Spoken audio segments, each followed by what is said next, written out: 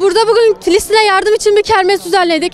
7 Ekim'den beri çok büyük bir soykırım yapılıyor. Buna bir savaş denilemez çünkü savaşın da bir ahlakı vardır. Ama İsrail'de yapılan bir savaş da değil, soykırım diyoruz biz buna basitçe.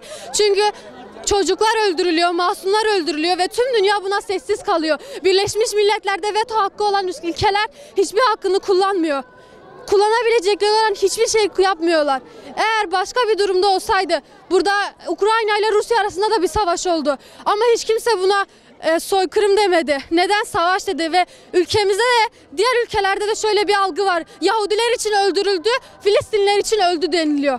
Böyle büyük algılara Müslümanlar olarak kabul etmemeliyiz. Kendimizi geliştirmeliyiz ki böyle Siyonist güçlere karşı durabilelim.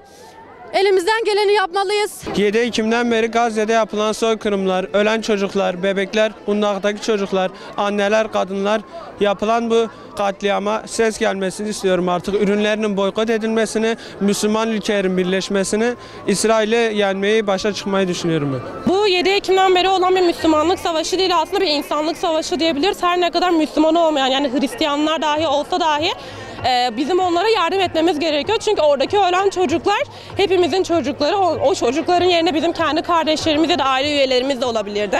Ve bizim bunları aslında ürünlerini boykot etmemiz gerekiyor. Kimse pek dikkate almıyor. Sonuçta ihtiyaçlarımız var diyor diyebilir ürünlere.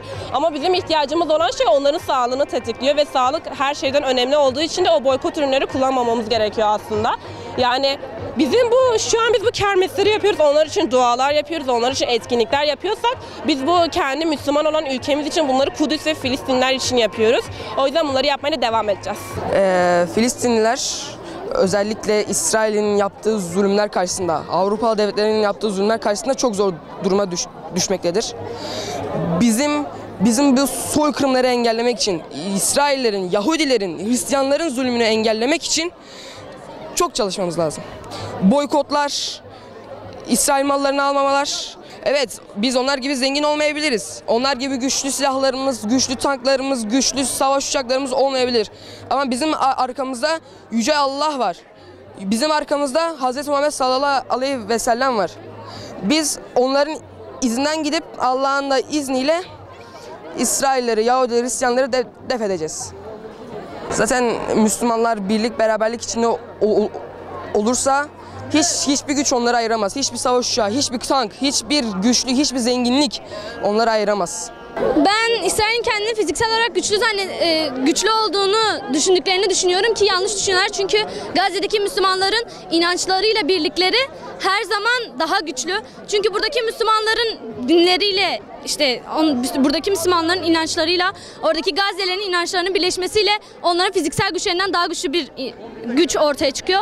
İsrail'in kaybedeceğini, Filistin'in her şekilde kazanacağını, maddi manevi her türlü destekte tüm Müslümanların birlik olduğunu ve onlara dua ettiklerine inanıyorum. Öncelikle 7 Ekim'den beri Filistin'de olan savaşı herkesin haberi var ve buna herkesin de dur demesi gerekiyor.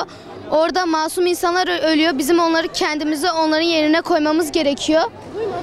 İsrail kendini çok güçlü zannediyor ama daha çok Müslümanlar birlik ve beraberlik oluşturursa İsrail'de yeneriz, diğer ülkeleri de yenebiliriz. İsrail mallarını boykot edebiliriz çünkü İsrail malları Türkiye'de fazla satılıyor. Boykot edersek Filistin'e daha fazla yardım yapmış olabiliriz.